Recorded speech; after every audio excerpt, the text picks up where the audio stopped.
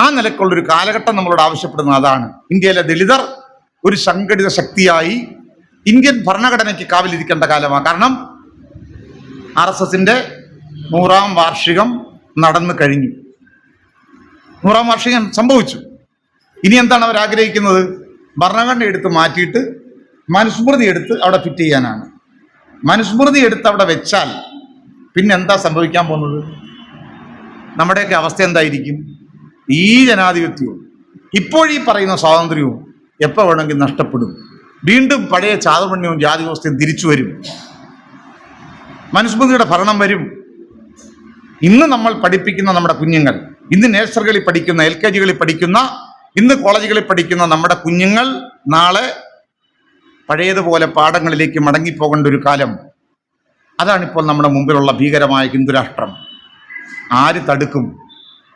നമ്മൾ ഈ കാണുന്ന രാഷ്ട്രീയ പാർട്ടികൾ തടയാനുണ്ടോ, എതിർക്കാനുണ്ടോ എന്ന് ചോദിച്ചാൽ നമ്മുടെ മുമ്പിലുണ്ട് എതിർപ്പുകൾ. പക്ഷെ ഇവരെ എല്ലാം ഇന്ന് നിയന്ത്രിക്കുന്നത് എന്താണ്? കേരളത്തിൽ വലിയ സംഘപരിവാർ വിരുദ്ധ, ഫാസിസ്റ്റ് വിരുദ്ധ രാഷ്ട്രീയം പറഞ്ഞവർ. ഞങ്ങളാണ് വർഗീയതയെ ചെറുക്കുന്നവർ, ഞങ്ങളാണ് വർഗീയതയെ എതിർക്കുന്നവർ, ഞങ്ങളാണ് വിപ്ലവകാരികൾ, പുരോഗമനകാരികൾ. ആ പുരോഗമനകാരികൾ ഡൽഹിയിൽ പോയി ഒപ്പിട്ടത് എന്തിനാണ്? PM ശ്രീയിൽ. എന്താണ് PM ശ്രീ? PM ശ്രീ പദ്ധതി എന്ന് പറഞ്ഞാൽ വിദ്യാഭ്യാസത്തിൻ്റെ കാവ്യവൽക്കരണമാണ്. വിദ്യാഭ്യാസത്തിൻ്റെ കാവ്യവൽക്കരണത്തിന് കൊണ്ടുവന്ന മറ്റൊരു നയമാണ് NEP 2020. എന്താണ്? New education policy. എന്താണ് ന്യൂ എഡ്യൂക്കേഷൻ പോളിസി എന്ന് പറഞ്ഞാൽ? അത് നിങ്ങൾ കേട്ടിട്ടുണ്ടാവും. എന്താണ്? 4+3+3+5 എന്നൊക്കെ പറയുന്ന കണക്കുകളാണ്. 3 വയസ്സുള്ളപ്പോഴേ നമ്മുടെ കുട്ടികളെ സ്കൂളുകളിലേക്ക് കൊണ്ടാക്കണം. 3 വയസ്സുള്ളപ്പോഴേ കുഞ്ഞുങ്ങളെ സ്കൂളുകളിലേക്ക് കൊണ്ട് ഇങ്ങനെ കൊടുക്കണം എന്ന് പറയുമ്പോൾ അവിടെ ഒരു പ്രശ്നമുള്ളത് എന്താണ്? നിങ്ങൾ ആലോചിക്കൂ. ഇന്ന് രാവിലെ ബസന്തിൻ്റെ കൂടെ ഞാൻ ഇങ്ങോട്ട് വരുമ്പോൾ വൈഫ് കൂട്ടത്തിൽ ഇങ്ങനെ കയറുമ്പോൾ കുഞ്ഞിനോട് ടാറ്റ പറയുന്നതാണ് ഞാൻ കാണുന്നത്. കുഞ്ഞ് അവിടെയുണ്ട്, LKG പ്രായമാണെന്ന് തോന്നുന്നു. ആ കുഞ്ഞിനെ അമ്മ നോക്കുകയാണ്. അച്ഛനും അമ്മയുണ്ട്. കാരണം അച്ഛനും അമ്മയാണല്ലോ വലിയ വിദ്യാലയങ്ങൾ. അവരുടെ അടുത്ത് ഏൽപ്പിച്ചിട്ടാണ് ധൈര്യത്തോടെ ഇവർ പോകുന്നത്. ആ പ്രായത്തിൽ കുഞ്ഞിൻ്റെ വ്യക്തിത്വം വികസിക്കുന്ന പ്രായമാണ്. ആദ്യം പേഴ്സണാലിറ്റി ഡെവലപ്പ് ചെയ്യുന്ന പ്രീനാറ്റൽ, പോസ്റ്റ്നാറ്റൽ കാലഘട്ടമാണ്. ഗർഭാശയത്തിന് മുമ്പുള്ള 6 മാസം പ്രധാനമാണ്. അതിനുശേഷം പുറത്തു വന്നതിന് 6 മാസം വളരെ പ്രധാനമാണ്.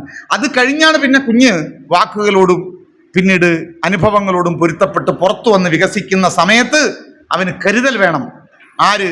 അവൻ്റെ സ്വന്തം എന്ന് വിചാരിക്കുന്നവർ അവനെ താങ്ങി അപകടം പറ്റാതെ, അവന് പിഴയ്ക്കാതെ, ചുവട് പിഴയ്ക്കാതെ അവനെ കാത്തിരുന്ന് അവൻ്റെ മനസ്സുകളിലേക്ക് എപ്പോഴും കഥകളും ചിരിയും കൊടുത്ത് അവൻ്റെ പേഴ്സണാലിറ്റിയെ താലോലിച്ചു വളർത്തേണ്ട പ്രായം നർച്ചറിങ് ആണ്.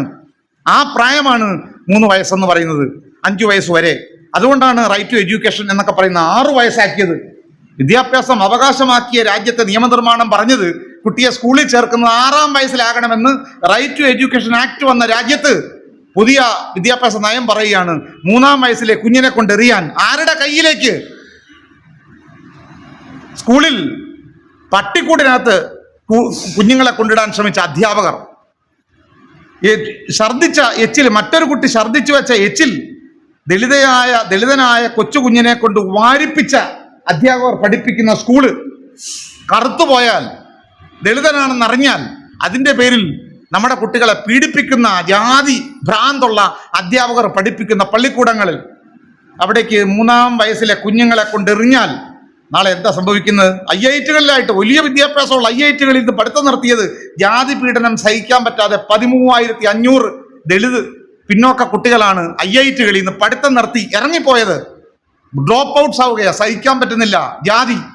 വലിയ കുട്ടികളോട് ലോഹിത് ബബനെ പോലെ റിസർച്ച് ചെയ്യാൻ പോയ, ശാസ്ത്രകാരനാകാൻ പോയ ഒരു വിദ്യാർത്ഥിക്ക് ജാതി പീഡനം കൊണ്ട് അവസാനം ആത്മഹത്യ ചെയ്യേണ്ടി വന്ന ഈ രാജ്യത്ത് 3ാം വയസ്സുകാരിയെ നമ്മുടെ മോളെ, മകനെ കൊണ്ടുപോയി ഈ പബ്ലിക് സ്കൂളുകളിൽ അല്ലെങ്കിൽ ഈ രാജ്യത്തെ വിദ്യാലയങ്ങളിലെ ജാതി ബോധമുള്ള അധ്യാപകരുടെ കയ്യിലേക്ക് എറിഞ്ഞു കൊടുത്തിട്ട് നിങ്ങൾ ആലോചിച്ചിട്ടുണ്ടോ അതിന്റെ ദുരന്തം എന്താണെന്ന്? എന്തിനാണ് ഈ പരിഷ്കാരം? അപ്പോ അല്ല, അവരും അങ്ങനെയൊക്കെ അവരുടെ കുട്ടികളെ വിടുന്നുണ്ടല്ലോ. ഏത് പണക്കാര്? സവർണ എല്ലാവർക്കും ബാധകമല്ലേ? അവർ വിടുന്ന സ്കൂൾ ഏതാ?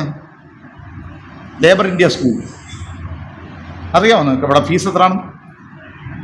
എത്ര ഫീസ്? ലക്ഷങ്ങൾ കൊടുത്താൽ അവർക്ക് അത്തരം ചില സ്കൂളുകളുണ്ട്, ഇന്റർനാഷണൽ സ്കൂൾസ്. അവിടെ ബ്രേക്ക്ഫാസ്റ്റ് അവിടുന്ന് കിട്ടും. വീട്ടിൽ അച്ഛനും അമ്മയും കൊടുക്കുന്നതിനേക്കാൾ ശമ്പളം മേടിക്കുന്ന, ലക്ഷക്കണക്കിന് ശമ്പളം മേടിക്കുന്ന, വലിയ പരിശീലനം കിട്ടിയ, അന്തർദേശീയ നിലവാരമുള്ള, ഈ വളരെ മനോഹരമായ ഇംഗ്ലീഷ് പറയുന്ന ആണുങ്ങളും പെണ്ണുങ്ങളും ലക്ഷങ്ങൾക്ക് പണിയെടുക്കുക. അവരുടെ കയ്യിൽ കിട്ടുന്ന ഒരു കുട്ടിയെ അവരെല്ലാ നിലയ്ക്കും വീട്ടിലുള്ളതിനേക്കാൾ അവർക്ക് പാല് കൊടുത്ത്, അവർക്ക് വെണ്ണ കൊടുത്ത്, അവർക്ക് വേണ്ട പരിചരണം കൊടുത്ത് ഇംഗ്ലീഷ് പഠിപ്പിച്ചെടുക്കുന്ന ഒരു പരിചരണം ഉള്ളിടത്തോട്ട് അവരുടെ മക്കളെ അയക്കാം. പക്ഷെ നമ്മുടെ കുട്ടികളെ അതിൻ്റെ പേരിൽ അയക്കേണ്ടി വരുന്ന സ്കൂളുകൾ എന്തായിരിക്കും? നാളെ കുഞ്ഞുങ്ങൾ എന്തായിത്തീരും? അവിടെ തീർന്നു. മുളയിലേ അവർ നുള്ളിക്കളയുമെന്ന കാര്യം തർക്കമുണ്ടോ? യു പിയിൽ ഇപ്പോൾ ആയിരക്കണക്കിന് സ്കൂളുകൾ പൂട്ടി. എന്താ കാര്യം? ഗ്രാമ സ്കൂളുകൾ വേണ്ട എന്ന് യോഗി ആദിത്യനാഥിന്റെ തീരുമാനമാണ്. എന്താ കാര്യം? ഗ്രാമങ്ങളിലെ സ്കൂള് ലാഭകരമല്ല. യു പിയിലേക്ക് ഗ്രാമം എന്ന് പറഞ്ഞാൽ എന്താ അറിയാവോ? ഒരു ഗ്രാമത്തിൽ നിന്ന് അടുത്തൊരു ഗ്രാമത്തിലേക്ക് പോകണമെങ്കിൽ 2-3 മണിക്കൂർ യാത്ര ചെയ്യണം. അത്ര ദൂരെയുള്ള സ്കൂളിലെ ഈ ദളിത് ആദിവാസി കുട്ടികൾ പഠിക്കുന്ന നാട്ടിൻപുറങ്ങളിലെ സ്കൂളാണ് ഇപ്പോൾ ക്ലോസ് ആക്കുന്നത്. അങ്ങനെ വരുമ്പോൾ നമ്മുടെ കുട്ടികൾ പഠിക്കാൻ പോകേണ്ടത് 15 കിലോമീറ്റർ ദൂരേക്കാ, 10 കിലോമീറ്റർ ദൂരേക്കാ. ആരെങ്കിലും പോകുമോ? അച്ഛനും അമ്മയും കൂലിപ്പണിക്ക് പോവുകയാണ്. അടുത്തുള്ള സ്കൂളിൽ കുഞ്ഞിനെ അയച്ചിട്ട് പണിക്ക് പോകുന്നു, തിരിച്ചു വൈകുന്നേരം വരെ കുഞ്ഞ് സുരക്ഷിതമായിരുന്നു സ്കൂളിൽ എന്ന് വിചാരിക്കുന്നിടത്തുനിന്ന് ഇനി ആ സ്കൂള് പൂട്ടുമ്പോൾ കിലോമീറ്ററുകൾ ദൂരെ പോയി എങ്ങനെയാ പഠിക്കുന്നത്? വെളിയിലിറങ്ങിയാൽ ദളിത് പെൺകുട്ടികളായാൽ പിച്ചി ചീന്തുന്ന സവർണ ജാതീയത കൊടികുത്തി വാഴുന്ന ഉത്തരേന്ത്യയിൽ ഏറ്റവും അധികം ദുരിതം അനുഭവിക്കാൻ പോകുന്നത് കിലോമീറ്ററുകൾക്ക് ദൂരം നടന്നു പോകുന്ന, അച്ഛനും അമ്മയും പണിക്ക് പോയിട്ട് കോളനികളിൽ നിന്ന് പഠിക്കാനായി നടന്ന് സഞ്ചരിച്ച് പോകുന്ന നമ്മുടെ പെൺകുട്ടികളുടെ ശരീരം പിന്നെ എന്താകും? കാമവെറിയന്മാരായ ജാതി പ്രമാണിമാർ വലിച്ച് പിച്ചി ചീന്തുകയില്ല ഈ കുഞ്ഞുങ്ങളെ. എവിടെ? ഇതാണ് NEP. ആലോചിച്ചിട്ടുണ്ടോ ഇതിന്റെ ദുരന്തം? പിന്നെ അതിനകത്ത് വേറെ ഒത്തിരി കാര്യമുണ്ട്. ജീവിത നൈപുണ്യം എന്നൊക്കെ പറയുന്ന ഒരുപാട് കാര്യങ്ങളൊക്കെ ഉണ്ട്. ഇതൊന്നും അവിടെ സംഭവിക്കില്ല. അവിടെ ശ്രേഷ്ഠ വിദ്യാഭ്യാസമുണ്ട്. സംസ്കൃതം പഠിക്കണം, വേദങ്ങൾ പഠിക്കണം, ചാണകവും ഗോമൂത്രവും പഠിക്കണം. വിമാനങ്ങൾ ഇതൊന്നുമല്ല, എയർ ഇന്ത്യയുടെ വിമാനവും അല്ലെങ്കിൽ അങ്ങനെയൊന്നുമല്ല, ഇതൊന്നുമല്ല. പണ്ട് മറ്റു വിമാനങ്ങളൊക്കെ ഉണ്ടായിരുന്നു എന്നാണ് പറയുന്നത്. എന്നാൽ പിന്നെ ഒരേ സമയത്ത് വിമാനത്തിൽ കയറി ചെല്ല് നടന്നപ്പോൾ തന്നെ മൂഷിക വാഹനെയും കൂടെ പറയുന്നത് എന്തിനാ? എലിപ്പുറത്ത് സഞ്ചരിച്ച കുറേ ആൾക്കാരെ പറയുന്നു, കാളപ്പുറത്ത് കാണാൻ ശിവനെ പറയുന്നു. അതിൻ്റെ കൂട്ടത്തിലാണ് പിന്നെ ഈ പുഷ്പവിമാനം. എന്തായാലും രാവണനെ പിടിക്കാൻ പോയെന്നാണ് പറയുന്നത്. അപ്പോൾ പോട്ടെ, എന്തായാലും അപ്പം ഇത്തരം കാര്യങ്ങളാണ് ഈ അന്ധവിശ്വാസങ്ങൾ, അനാചാരങ്ങൾ, ബ്രാഹ്മണിസം എന്ന് പറഞ്ഞാൽ. NEP-ക്കകത്ത് അംബേദ്കർ നാളെ പഠിക്കില്ല, അറിയാമല്ലോ. പുതിയ വിദ്യാഭ്യാസ നയത്തിനകത്ത് ഇന്ത്യൻ സ്വാതന്ത്ര്യ സമരം പഠിക്കണ്ട, സ്വാതന്ത്ര്യ സമരം പഠിക്കേണ്ട. എന്താ കാര്യം?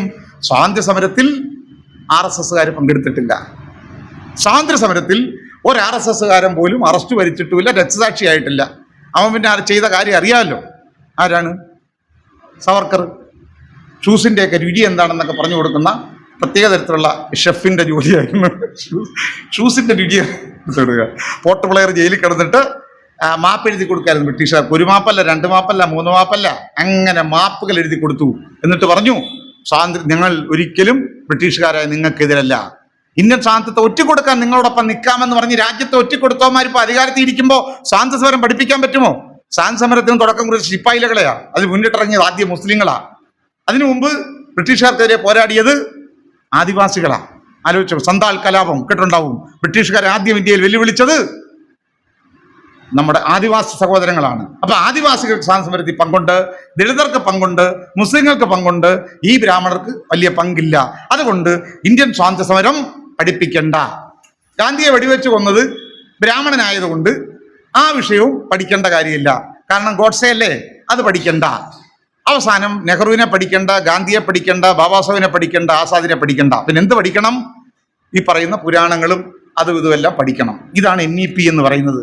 ആ NEP പഠിപ്പിക്കാൻ വേണ്ടി ഉണ്ടാക്കിയ പ്രത്യേക തരത്തിൽ ചില സ്കൂളുകളെ തെരഞ്ഞെടുത്ത് അവിടെ കാവ്യവൽക്കരണം അടിച്ചേൽപ്പിച്ച് RSSകാരെ അധ്യാപകർക്ക് പകരം നാളെ നിയോഗിച്ച് അതിനകത്തൂടെ കാവ്യവിഷം കുത്തിവെച്ച് നാളെ ഇന്ത്യയെ ഒരു വർഗീയ കലാപങ്ങളുടെ വലിയ ശവപ്പറമ്പാക്കി മാറ്റാനുള്ള വിദ്യാഭ്യാസത്തിൻ്റെ പേരാണ് PM ശ്രീ എന്ന് പറയുന്നത്. അതിനകത്ത് കേരളം ആരോടും ചോദിക്കാതെ, ക്യാബിനറ്റിൽ ചർച്ച ചെയ്യാതെ, ഘടകകക്ഷികളോട് പറയാതെ ഡൽഹി പോയി ഒപ്പിട്ട് കൊടുത്തു. എങ്ങനെയും പണം ഇഞ്ഞ് കിട്ടിയാൽ മതി. ആരാണ് ദുരന്തം അനുഭവിക്കാൻ പോകുന്നത്? ഈ ദളിതരോട് ചെയ്ത ഈ ക്രൂരതകളെല്ലാം ശരിയായിരുന്നു. ജാതിയുടെ പേരിൽ ഈ രാജ്യത്ത് ദളിതരെ അടിച്ചമർത്തിയത്, അവരെ കൊന്നൊടുക്കിയത്, അവരെ അസുരന്മാരെന്ന് വിളിച്ചത്, നീചന്മാരെന്ന് വിളിച്ചത്, അവന്റെ പെരുവരിൽ അറുത്തത്, അവനെ തലവെട്ടിക്കളഞ്ഞ് ശംഭുകന്റെ തലവെട്ടിക്കളഞ്ഞത്, ഇതെല്ലാം ശരിയായിരുന്നു എന്ന് പറയുന്ന ബ്രാഹ്മണിക് പ്രത്യയശാസ്ത്രത്തിന്റെ ധാർമ്മികതയാണ്, ഈ സനാതന ധർമ്മമാണ് നാളെ സിലബസ് ആകുന്നത്. എന്തായിരിക്കും നമ്മുടെ ഗതി? വംശവിച്ഛേദം. വലിയ ഇന്ന് പലസ്തീനിൽ എന്ത് നടക്കുന്നു?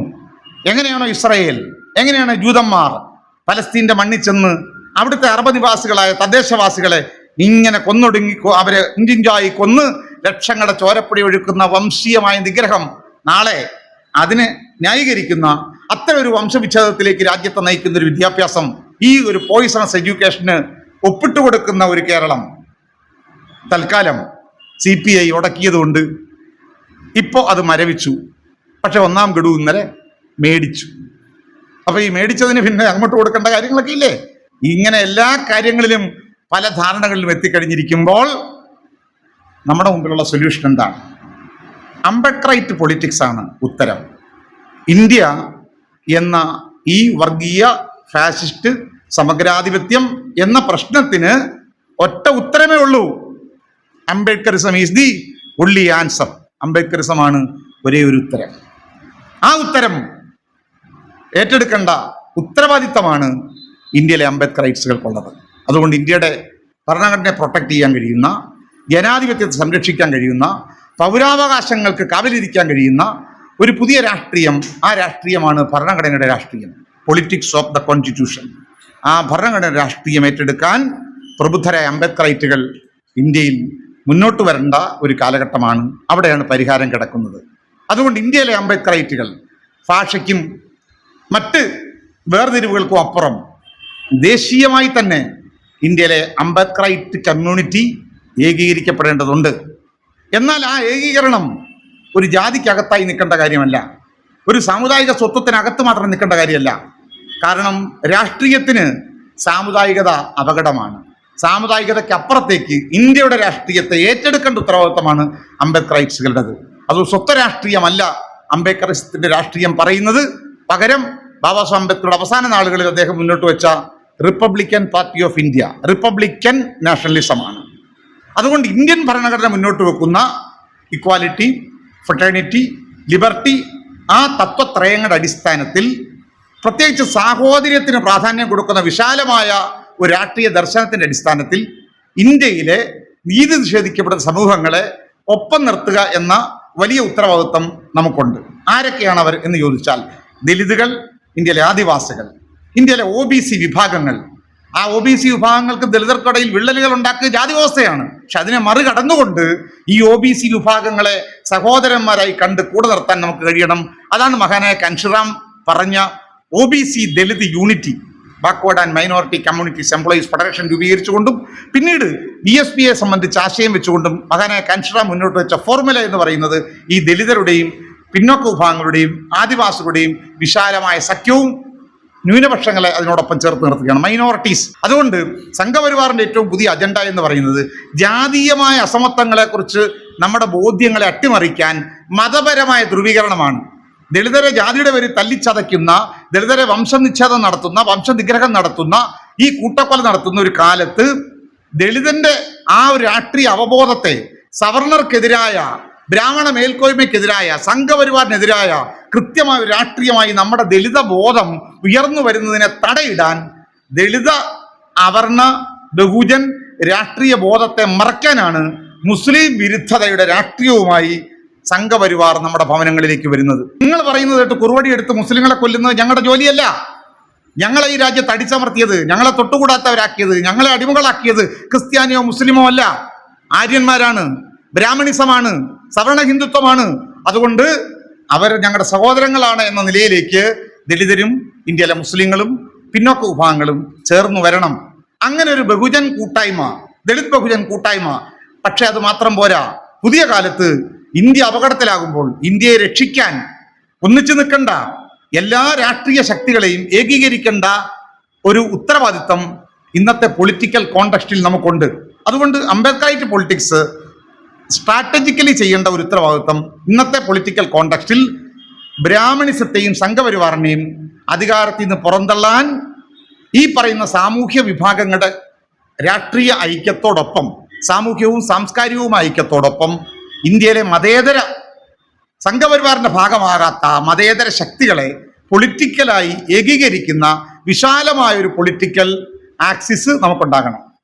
അപ്പൊ ഈ രണ്ട് മാനങ്ങളും വെച്ചുകൊണ്ട് ഫാസിസ്റ്റ് വിരുദ്ധ രാഷ്ട്രീയത്തിന്റെ മുൻനിരക്കാരായി മാറുക എന്ന വലിയ ഉത്തരവാദിത്തമാണ് അംബേദ്കറൈറ്റ് കമ്മ്യൂണിറ്റിക്കുള്ളത്. അതിന്റെ ആശാവഹമായ പ്രതിഫലനങ്ങളാണ് ഒരുപക്ഷെ മഹാരാഷ്ട്രയിൽ സംഘപരിവാറിന്റെ ആസ്ഥാനത്തേക്ക് നാഗപ്പൂരിൽ ബഹുജൻ വഞ്ചിത് അഘാഡിയുടെ പ്രകാശ് അംബേദ്കറുടെ മകൻ ആയിരക്കണക്കിന് ദളിത ചെറുപ്പക്കാർ സംഘടിതരായി RSSന്റെ ഹെഡ്ക്വാർട്ടേഴ്സിലേക്ക് മാർച്ച് ചെയ്യുകയാണ്.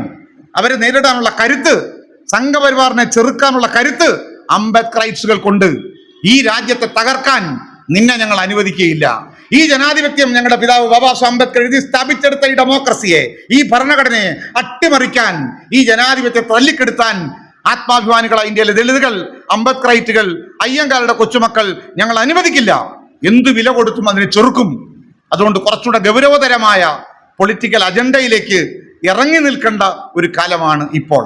ഇവിടെയാണ് ഇന്ന് ഒരുപക്ഷെ കേരളത്തിൽ അംബേദ്കറൈറ്റ് പ്രസ്ഥാനങ്ങൾ ഒറ്റക്കെട്ടായി നിന്നുകൊണ്ട് അംബേദ്കറൈറ്റ് ഡെമോക്രാറ്റിക് ഫ്രണ്ട് പോലുള്ള ADF പോലെയുള്ള കൂട്ടായ്മകൾ, വ്യത്യസ്തമായ സമുദായ സംഘടനകൾ, അംബേദ്കറൈറ്റ് സംഘടനകൾ, ദളിത് പ്രസ്ഥാനങ്ങൾ എല്ലാവരും ചേർന്ന് നിന്നുകൊണ്ടുള്ള വിശാലമായ ഒരു ഐക്യനിര നമ്മൾ രൂപപ്പെടുത്തി. കഴിഞ്ഞ ഒരു വർഷക്കാലമായി അത് മുന്നോട്ട് പോകുന്നു. സുപ്രീം കോടതിയിൽ നമുക്കെതിരെയുള്ള വിധിയെ നേരിടാൻ വേണ്ടിയുള്ള സമഗ്ര സംവരണ സംരക്ഷണ നിയമം പോലുള്ള പരിഹാരം മുന്നോട്ട് വെച്ചുകൊണ്ടും ക്രീമി ലെയറിന്റെ പേരിൽ സുപ്രീം കോടതിയിൽ ഇപ്പോൾ വന്നിരിക്കുന്ന പുതിയ കേസിനെതിരെ നമ്മൾ കേരളത്തിൽ നിന്ന് മുൻകൈ എടുത്ത് സുപ്രീം കോടതിയിൽ ഇപ്പോൾ കേസ് നടത്താൻ നമ്മൾ ഹിയർ ചെയ്യുകയാണ്. കേസിനെ ഇപ്പോൾ അത് ഇംപ്ലീഡ് ചെയ്യാൻ നമ്മൾ തീരുമാനിച്ചിരിക്കുന്നു.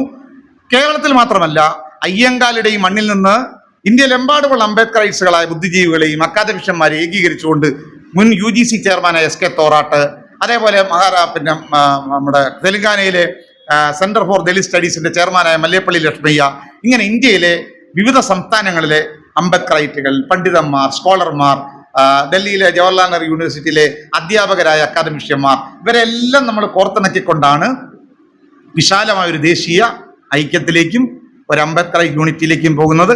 അതിന്റെ കേരളീയമായിട്ടുള്ള കൃത്യമായ മാതൃകാപരമായ പ്രവർത്തനമാണ് ADF അംബേദ്കറൈറ്റ് ഡെമോക്രാറ്റിക് ഫ്രണ്ട് ഏറ്റെടുക്കുന്നത്. ആ അംബേദ്കറൈറ്റ് ഡെമോക്രാറ്റിക് ഫ്രണ്ടിന്റെ പ്രധാനപ്പെട്ട ചാലകശക്തിയായി അത് പ്രവർത്തിക്കുന്ന ഒരു സംഘടനയാണ് ഞാൻ അടക്കമുള്ളവർ ഏതാണ്ട് 40 വർഷക്കാലമായി പ്രവർത്തിച്ചു വരുന്ന കേരള ദലിത് പന്ത് പ്രസ്ഥാനം. അംബേദ്കറിസം തന്നെ ഇന്ത്യയിൽ പ്രായോഗികമായി ഏറ്റെടുത്ത് അതിന് നവഭാവുകത്വം കൊടുത്ത് പുതിയ കാലത്തിനനുസരിച്ച് അതിനെ വിശദീകരിച്ച് അതിനെ വ്യാഖ്യാനിച്ച് ഒരു അംബേദ്കറൈറ്റ് വിജ്ഞാന പദ്ധതിയുമായി സാമൂഹ്യ രംഗത്തിറങ്ങി ചെറുത്തുനിൽപ്പുകളിലൂടെയും പ്രതിരോധങ്ങളിലൂടെയും ഒരു ദളിത് സ്വത്വത്തെ വികസിപ്പിച്ചെടുത്ത ഒരു പ്രസ്ഥാനമാണ്. എന്നാൽ ഇന്ന് അത് ആ രീതിയിൽ മാത്രമെന്നല്ല, അതിൻ്റെ അപ്പുറത്തേക്ക് വിശാലമായ ഒരു സാമുദായിക കൂട്ടായ്മ ഏറ്റെടുക്കുന്ന വലിയ ചരിത്രപരമായ ദൗത്യത്തിലാണ് KDP അടക്കമുള്ള സാമൂഹ്യ പ്രസ്ഥാനങ്ങൾ ഈ ADF എന്ന നിലയിലുള്ള ഐക്യനിരയിലേക്ക് വന്നിരിക്കുന്നത്. അത്തരത്തിലുള്ള ഒരു നാഷണൽ യൂണിറ്റിയുടെ കാലത്താണ് നമ്മൾ ഇന്നിവിടെ വില്ലുവണ്ടിയിലൂടെ ഒത്തുകൂടുന്നത്. എനിക്ക് പറയാനുള്ളത് ഞാൻ അവസാനിപ്പിക്കുകയാണ്. ബാബാ സാഹേബ് അവസാനം പറഞ്ഞതുപോലെ നമ്മൾ വാഴ്ത്തപ്പെട്ടവരാണ്. Blessed are those who are awakened the duty to whom they are born. തങ്ങൾ ജനിച്ചു വളർന്ന സമുദായത്തെക്കുറിച്ച് ബോധമുള്ളവരാണോ, താൻ ജനിച്ചു വളർന്ന സമുദായത്തെക്കുറിച്ചുള്ള കടമകളെക്കുറിച്ച് ബോധമുള്ളവർ വാഴ്ത്തപ്പെട്ടവരാണ്, അനുഗ്രഹിക്കപ്പെട്ടവരാണ്. ഈ ബോധമാണ് നമുക്കിന്ന് ആവശ്യം. നമ്മുടെ സമൂഹത്തോട് നമുക്ക് ഉത്തരവാദിത്തമുണ്ട്, നമ്മുടെ പൂർവികരോട് നമുക്ക് കടപ്പാടുണ്ട്, വരാൻ പോകുന്ന നമ്മുടെ പുതിയ തലമുറയോട് നമുക്ക് ഉത്തരവാദിത്തമുണ്ട്. ആ ഉത്തരവാദിത്തം നിർവഹിച്ചുകൊണ്ട് നമ്മുടെ കാലവും നമ്മുടെ സമയവും നമ്മുടെ ബുദ്ധിയുമെല്ലാം ചേർത്ത് വെച്ചുകൊണ്ടുള്ള ഒരു കൂട്ടായ്മയുടെ സാമൂഹ്യ മുന്നേറ്റത്തിൻ്റെ കാലമാണ്. ആ ഒരു മുന്നേറ്റത്തിലേക്ക് കടന്നു വരാൻ നമുക്ക് കഴിയണം. അംബേദ്കർ ചിന്ത നമ്മുടെ വീടുകളിൽ പഠിക്കണം, പാഠ്യവിഷയമാകണം. പാഠപുസ്തകങ്ങളെപ്പോലെ നമ്മുടെ കുട്ടികൾ പഠിക്കണം, നമ്മുടെ വീടുകളിൽ പാരായണം ചെയ്യണം.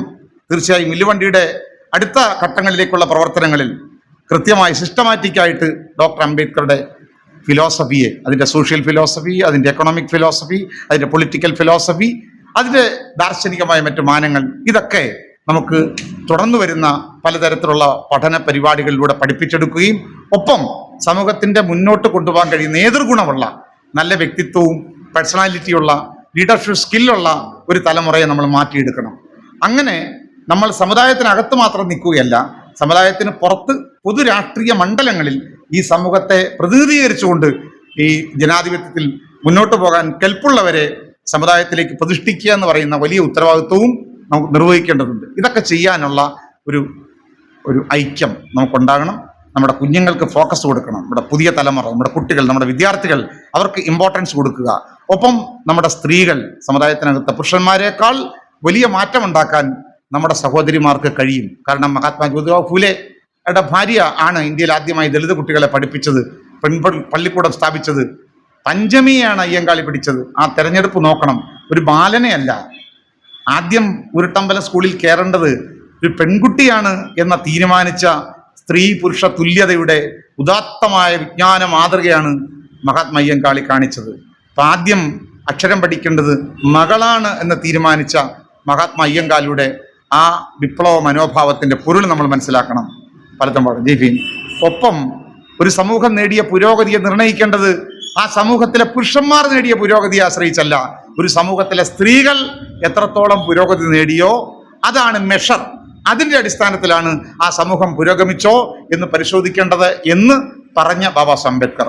സ്ത്രീ പുരുഷ സമത്വത്തിന് വേണ്ടി ഹിന്ദു കോഡ് ബില്ല് ഇന്ത്യയുടെ പാർലമെന്റിൽ അവതരിപ്പിച്ച് അത് പരാജയപ്പെട്ടപ്പോൾ ഇന്ത്യൻ സ്ത്രീകൾക്ക് പുരുഷന്മാർക്കൊപ്പം തുല്യത കിട്ടാത്ത ഒരു കാലത്ത്, ആ തുല്യത കിട്ടാൻ വേണ്ടിയുള്ള എൻ്റെ പോരാട്ടം പരാജയപ്പെടുത്തപ്പെടുന്ന ഒരു കാലത്ത്, നെഹ്റു പോലും മുഖം തിരിഞ്ഞു നിൽക്കുമ്പോൾ ഹിന്ദു കോഡ് ബില്ല് പരാജയപ്പെടുമ്പോൾ ഈ പാർലമെന്റിൽ ഇന്ത്യൻ സ്ത്രീകളെ, ഏത് ജാതിയിൽപ്പെട്ടവളാകട്ടെ, ഇന്ത്യൻ സ്ത്രീകളെ തുല്യതയിലേക്ക് പ്രവേശിക്കാൻ തടസ്സം നിൽക്കുന്ന ഈ പാർലമെന്റിൽ ഇനി ഞാൻ ഇരിക്കില്ല എന്ന് തീരുമാനിച്ച ബാബാ സാഹേബ് അംബേദ്കറിൽ നിന്നും എത്ര പ്രകാശ ദൂരെയാണ് ഫെമിനിസ്റ്റുകൾ എന്ന് ആലോചിക്കണം. സ്ത്രീ പുരുഷ സമത്വം പ്രസംഗിക്കുന്ന നമ്മുടെ സോ കോൾഡ് വനിതാ അവകാശ ഫെമിനിസ്റ്റ് പരമ്പരകളിലെ ബാബാ സാഹേബ് അംബേദ്കറുടെ ആ ഉദാത്തമായ സ്ത്രീ ഇക്വാലിറ്റിയുടെ, പുരുഷ സ്ത്രീ തുല്യതയുടെ, സമത്വത്തിൻ്റെയും സ്ത്രീ സ്വാതന്ത്ര്യത്തിൻ്റെയും വലിയ വിപ്ലവ മാതൃകയ്ക്ക് അധികാരം വേണ്ട എന്ന് വെച്ച ബാബാ സാഹേബിനോളം വലിയ ഒരു സ്ത്രീ വിമോചകൻ ചരിത്രത്തിൽ ഇല്ല എന്നുകൂടി നമ്മൾ മനസ്സിലാക്കണം. അപ്പം അങ്ങനെയൊക്കെ ഉള്ള മാനങ്ങളുണ്ട്. അതുകൊണ്ട് ഞാൻ പറഞ്ഞു വന്നത്, നമ്മുടെ വനിതകൾ മുന്നോട്ട് വരണം, നമ്മുടെ പെൺകുട്ടികൾ, കുഞ്ഞുങ്ങൾ മുന്നോട്ട് വരണം, അവർക്ക് നേതൃത്വം കൊടുക്കണം. ഒപ്പം നമ്മുടെ എഡ്യൂക്കേറ്റഡ് ആയിട്ടുള്ള നമ്മുടെ ഉദ്യോഗസ്ഥ സമൂഹം, അവർക്ക് ഉത്തരവാദിത്തമുണ്ട്. അവരാണ് മുന്നിൽ നിൽക്കേണ്ടത്, നമ്മുടെ എഡ്യൂക്കേറ്റഡ് ആയിട്ടുള്ളവർ. പക്ഷേ നമ്മുടെ വിദ്യാസമ്പന്നർ നമ്മളെ മറക്കുന്നു. ഞാൻ പറഞ്ഞില്ലേ, ഈ പേന ബാബാ സാഹേബ് എനിക്ക് തന്നതാ. പക്ഷെ ഈ പേന അയ്യങ്കാളിയിൽ നിന്നും ബാബാ സാഹേബ് അംബേദ്കറിൽ നിന്നും ഇതേപോലുള്ള പേനയും പുസ്തകവും ഏറ്റെടുത്തവരൊക്കെയും അവൻ്റെ സ്വന്തം മിടുക്കുകൊണ്ട് ജോലി കിട്ടിയെന്നാണ് വിചാരിക്കുന്നത്. എൻ്റെ കുഞ്ഞുങ്ങളെ, എൻ്റെ ഭാര്യയെയും അവർക്ക് ആഭരണം മേടിച്ചു കൊടുക്കുകയാണ് എൻ്റെ ജോലി എന്നാണ് വിചാരിക്കുന്നത്. മലബാറിലെ ഒരു മുസ്ലിമിൻ്റെ സ്വപ്നത്തെക്കുറിച്ച് പറയുന്നുണ്ട്. എന്താണ് ഈ സ്വപ്നം? ഞാനും, പെണ്ണാ പറഞ്ഞത്, ഭാര്യയോടാ ചോദിച്ചത്, എന്താ അതിൻ്റെ സ്വപ്നം? ഞാനും ഒരു തട്ടാനും പിന്നെ കുറച്ച് പൊന്നും. അപ്പോൾ അത്രേ ഉള്ളൂ. ഭർത്താവിനെ പോലും മറന്നു കളഞ്ഞു സ്വപ്നം ചോദിച്ചപ്പോൾ. കാരണം ഞാനൊരു തട്ടാനുണ്ടെങ്കിൽ സ്വർണം കൊടുക്കും, സ്വർണ്ണം ഉണ്ടെങ്കിൽ കഴുത്തിലണിയ, അത് വിട്ട് നടക്കാം. അപ്പം ഞാനും ഒരു തട്ടാനും പിന്നെ കുറെ പൊന്നുമാണ് എൻ്റെ സ്വപ്നം എന്ന് പറഞ്ഞ ഒരു മലബാറുകാരി പെണ്ണുണ്ട്. ആരോ ചോദിച്ചു, അല്ല തട്ടാൻ മാത്രം മതിയോ? ഈ സ്വർണം തോളിലിട്ട് കഴുത്തേലിട്ട് നടക്കുമ്പോൾ അത് കാണാൻ കുറച്ച് ആൾക്കാർ വേണ്ടേ? അപ്പൊ എന്ന് പറയുന്നത് പോലെ നമ്മുടെ ലോകം ഇടുങ്ങുകയാണ്, നമ്മുടെ ലോകം ചുരുങ്ങുകയാണ്. അതിനപ്പുറത്തേക്ക് വിശാലമായി ഒരു സാമൂഹ്യ ഭാവന നമുക്ക് വേണം. അവിടെയാണ് ഡോക്ടർ അംബേദ്കർ അവസാന നിരാശയോടുകൂടി 1956 മാർച്ച് 18 ആഗ്രയിലെ രാമലീല ഗ്രൗണ്ടിൽ നിന്നുകൊണ്ട് നെഞ്ചത്തടിച്ച് വിലപിച്ചുകൊണ്ട് അദ്ദേഹം പറഞ്ഞത്, the educated class from my society have betrayed me. വിദ്യാസമ്പന്നരായ എൻ്റെ സമൂഹം എന്നെ വഞ്ചിച്ചു. I expected after acquiring education, higher education, they will serve my society. ഉന്നത വിദ്യാഭ്യാസം കിട്ടിക്കഴിഞ്ഞാൽ അവരെൻ്റെ ജനത്തെ സേവിക്കും എന്ന് ഞാൻ വിചാരിച്ചു. But here I have seen a crowd of clerks who are engaged in their own stomach. സ്വന്തം കാര്യം മാത്രം നോക്കി ജീവിക്കുന്ന, വയറ് വീർപ്പിക്കാൻ ശ്രമിക്കുന്ന സ്വാർത്ഥന്മാരായ ക്ലർക്കുമാരെയാണല്ലോ എനിക്ക് കിട്ടിയത് എന്ന് പറഞ്ഞ് ബാബാ സാഹേബ് മാറത്തടിച്ച് വിലപിക്കുന്നുണ്ട്. നമുക്കിടെ ദുരന്തം അതൊക്കെ തന്നെ. നമുക്ക് വേണ്ടി നമ്മുടെ ഈ വെളിച്ചം കിട്ടിയ എന്തെങ്കിലും ചെയ്യേണ്ടവർ നമുക്കൊപ്പമില്ല. അവർ അമ്പലപ്പറമ്പുകളിൽ പോകുന്നു, ഭാര്യമാരെയും മക്കളെയും കൂട്ടി അന്ധവിശ്വാസങ്ങളിലേക്ക് അവരെ കൊണ്ടു നടക്കുന്നു. അമ്പല കമ്മിറ്റികളിൽ അംഗങ്ങളാകുന്നു, വലിയ സംഭാവന അവിടെ കൊടുക്കുന്നു. ഇവിടെ അരവിന്ദനോ അല്ലെ പാലത്തുംപാടനോ നമ്മളൊക്കെ പോയി ചോദിച്ചു കഴിഞ്ഞാൽ 5 രൂപ തരാൻ അവർക്ക് മടിയാണ്. നേരെ മറിച്ച് അമ്പല കമ്മിറ്റികൾക്ക് അവർ വലിയ ഫീസ് കൊടുക്കുന്നു. എന്തിന്? അപ്പോൾ ഇത് മാറണം. നമ്മളിലെ വിദ്യാഭ്യാസമുള്ളവർ മുന്നോട്ട് വരണം. നമ്മുടെ സ്ഥാപനങ്ങൾ ഉണ്ടാകണം, നമ്മുടെ വ്യവസായ സ്ഥാപനങ്ങൾ ഉണ്ടാകണം. നമ്മുടെ പുതിയ തലമുറയ്ക്ക് ആർട്ടിഫിഷ്യൽ ഇൻ്റലിജൻസ് പഠിപ്പിച്ചു കൊടുക്കാൻ, ഡാറ്റാ സയൻസ് പഠിപ്പിച്ചു കൊടുക്കാൻ, ഏറ്റവും മോസ്റ്റ് മോഡേൺ ആയിട്ടുള്ള ടെക്നോളജി ഉപയോഗിച്ചുകൊണ്ട് ആഗോള നിലവാരത്തിലേക്ക് നമ്മുടെ കുഞ്ഞുങ്ങളെ വളർത്തിക്കൊണ്ട് വരാനൊക്കെയുള്ള പ്രായോഗികമായ പദ്ധതികളും പ്രോജക്റ്റുകളും ഒക്കെ നമുക്കുണ്ടാകണം. ഇനി സംവരണത്തെ ഡിപ്പെൻഡ് ചെയ്ത് ജീവിക്കാം എന്ന് വിചാരിക്കരുത്. അങ്ങനൊരു സാധനം ഇപ്പം ഇല്ല. സംവരണം ഏതാണ്ട് അതിന്റെ സ്കോപ്പ് ഇല്ലാതാക്കി. നമുക്ക് വേണേൽ പൊരുതാം, പക്ഷേ പ്രൈവറ്റ് സെക്ടർ വന്നു, സംവരണം ഏതാണ്ട് ഇല്ലാതായി. അതിന്റെ കൂട്ടത്തിൽ സാമ്പത്തിക സംവരണവും കൂടി 10% പിടിച്ചു വെച്ചു. അതിനകത്താകട്ടെ നമ്മളില്ല. അപ്പൊ നമുക്ക് ആകപ്പാടെ അപ്പം കടലോളമുള്ള സംവരണം കപ്പിനോളം ചുരുക്കിയ ഒരു കാലത്ത് അതിനകത്ത് കടിപിടി കൂടിക്കൊണ്ട് നമുക്ക് മോചനം നേടാം എന്ന് വിചാരിക്കുന്നതിൽ ഭയങ്കരമായ പ്രശ്നങ്ങളുണ്ട്. അത് കപ്പോളം ഉള്ളെങ്കിൽ അതങ്ങ് കൊടുക്കണമെന്നല്ല ഞാൻ പറഞ്ഞു. അതിനുവേണ്ടിയുള്ള പോരാട്ടം വളരെ വലുതായി നമുക്ക് നടത്തേണ്ടതുണ്ട്. പക്ഷേ അതിൻ്റെ അപ്പുറത്തേക്ക് ഒരു ഭരണവർഗമായി മാറാനുള്ള ഭാവന വേണം. നീ സംവരണം തന്നില്ലെങ്കിലും നിനക്ക് സംവരണം അങ്ങോട്ട് തരുന്ന ഒരു ഇന്ത്യയെ നമ്മൾ നിർമ്മിക്കുമെന്ന് പറയാൻ ദളിതർ കരുത്ത് നേടുന്നതാണ് പരിഹാരം. അതെപ്പോഴാണ്? രാഷ്ട്രീയ അധികാരമാണ്. അത് വരണമെങ്കിൽ ലോക നിലവാരത്തിൽ എങ്ങനെയാണോ അവിടുത്തെ ആഫ്രിക്കൻ സമൂഹങ്ങൾ പൊരുതി നെൽസൺ മണ്ടേലയെ പോലുള്ള ഭരണാധികാരികൾ ഉണ്ടായി, അതേപോലെ അമേരിക്കയിലും ഒക്കെ അവരെന്താ ചെയ്തത്? സംവരണമല്ല ചോദിച്ചത്, പകരം അതിൻ്റെ അപ്പുറത്തേക്ക് ചില ചോദ്യങ്ങളെ ഉയർത്തി. നൂറ്റാണ്ടുകളോളം ഞങ്ങളെ അടിമകളാക്കി, ഞങ്ങളെ നിങ്ങൾ വയലുകളിൽ കൊണ്ട് പണിയെടുപ്പിച്ചു, ഞങ്ങളുടെ അധ്വാനവും വിയർപ്പും ഊറ്റിയെടുത്ത് നിങ്ങൾ കോടീശ്വരന്മാരായി. അങ്ങനെയാണെങ്കിൽ നൂറ്റാണ്ടുകളോളം ഞങ്ങളുടെ അധ്വാനം നിങ്ങൾ സൗജന്യമായി മോഷ്ടിച്ചെടുത്ത് ഞങ്ങളുടെ ലേബർ, ഞങ്ങളുടെ അധ്വാനത്തിൽ നീ ഉണ്ടാക്കിയ മൂലധനത്തിന്റെ പങ്ക് ഞങ്ങൾക്ക് തിരിച്ചു തരണം. സംവരണം എന്നുള്ള വാക്ക് അഫർമേറ്റീവ് ആക്ഷൻ മാത്രം പോരാ. അവർ പറഞ്ഞു 1 ടൈം കോമ്പൻസേഷൻ തരാൻ പറഞ്ഞു അമേരിക്കയിൽ. അതിനുവേണ്ടിയുള്ള കമ്മീഷൻ ഉണ്ട് 1960-കൾക്ക് ശേഷം 70-കളിലേക്ക് വന്നപ്പോൾ അമേരിക്കയിൽ ഈ പറയുന്ന കോമ്പൻസേഷൻ മെക്കാനിസം ഉണ്ടായി. നഷ്ടപരിഹാരം 1 ടൈം കോമ്പൻസേഷൻ അത് തീരുമാനിക്കാൻ കമ്മീഷനെ വെച്ചു. ആ കമ്മീഷനിലൂടെ എന്ത് സംഭവിച്ചു? അമേരിക്കയിലെ അടിമകളാക്കപ്പെട്ട ബ്ലാക്സിന്റെ പുതിയ തലമുറയ്ക്ക് കോടിക്കണക്കിന് മില്യൺ കണക്കിന് ഡോളർ പണത്തിന് വിഹിതം കൊടുക്കണം എന്ന് തീരുമാനിച്ചു. അങ്ങനെയാണ് റാപ്പറേഷൻ കമ്മീഷൻ ഉണ്ടായി. അമേരിക്കൻ ബ്ലാക്സിന് കോടിക്കണക്കിന് ബില്യൺ കണക്കിന് ഡോളർ, അത് 50 വർഷം കൊണ്ടല്ല, 10 വർഷം കൊണ്ടല്ല, 60-കളും 70-കളിലും ആ പൈസ ബ്ലാക്സിന്റെ അക്കൗണ്ടിലേക്ക് കൊടുക്കാൻ തീരുമാനമായി. കൊടുത്തു. അമ്പരചുംബികളായ സൗധങ്ങളുണ്ടായി. ഇന്ന് അമേരിക്കയിലെ കാലിഫോർണിയ പോലുള്ള മേഖലകളിൽ ബ്ലാക്സ് ഇൻഡസ്ട്രിയലിസ്റ്റുകളുണ്ട്, ബ്ലാക്ക് സമ്പന്നന്മാരുണ്ട്, കോടീശ്വരന്മാരായ കർമ്മന്മാർ. എന്താ കാര്യം? അമേരിക്കൻ സമൂഹത്തിൽ നൂറ്റാണ്ടുകളായി അവരുടെ പൂർവികരെ ചൂഷണം ചെയ്തതിന് നഷ്ടപരിഹാരം, കോമ്പൻസേഷൻ, റാപ്പറേഷൻ ചോദിച്ചു വാങ്ങി. അമേരിക്കയില്, ആഫ്രിക്കയില് 50 രാജ്യങ്ങളിൽ സംവരണമുണ്ട്. വംശീയത അടിസ്ഥാനത്തിലുള്ള സംവരണം. അവിടെ നിന്നും വരുമാന പദ്ധതി നോക്കിയിട്ടില്ല, അവിടെ നിന്നും ക്രീമി ലെയർ ഇല്ല. മലേഷ്യയില് ഇതേപോലെ മലയ സമുദായം നമ്മളെപ്പോലുള്ളവരാണ്, അവർക്ക് കോമ്പൻസേഷൻ വേണമെന്ന് പറഞ്ഞു. കോടിക്കണക്കിന് രൂപയും ഡോളറും ഒപ്പം ഏക്കർ കണക്കിന് ഹെക്ടർ കണക്കിന് ലാൻഡ് ബ്ലാക്സിന് വേണ്ടി അവിടെ നീക്കിവെക്കപ്പെട്ടു. മലയക്ക് വേണ്ടി മലേഷ്യ നീക്കിവെക്കപ്പെട്ടു. ഈ തർക്കത്തിൽ നമ്മൾ പറയണം, നീ ഈ സംവരണം എടുത്തുകൊണ്ട് പോയാൽ നൂറ്റാണ്ടുകളായി ഞങ്ങളെ അടിമകളാക്കിയതിന്, ഞങ്ങളെ അയിത്തക്കാരാക്കിയതിന്, ഞങ്ങളുടെ പിതാക്കന്മാരെ തടങ്കലി വെച്ചതിന്, ഞങ്ങളുടെ അധ്വാനം മോഷ്ടിച്ച് സമ്പത്തുണ്ടാക്കിയതിന് നിന്റെ ഈ സംവരണം എന്ന് പറഞ്ഞ മാങ്ങാത്തൊലിക്ക് അപ്പുറം ഈ രാജ്യത്തിന്റെ എക്കണോമിക്കകത്ത്, ഇന്ത്യൻ സമ്പദ്ഘടനയ്ക്കകത്ത് അദാനിക്ക് പോരാ, അംബാനിക്ക് പോരാ, ഈ രാജ്യത്തെ ദളിതന്റെ ജനസംഖ്യാനുപാതികമായ ഷെയർ ഇന്ത്യൻ എക്കണോമി കിട്ടണം, ഇൻഡസ്ട്രിയിൽ കിട്ടണം, വ്യവസായത്തിൽ കിട്ടണം. അത് കിട്ടിയില്ല എങ്കിൽ അതിനുവേണ്ടിയുള്ള പോരാട്ടം ഉയർത്താൻ കഴിയണം.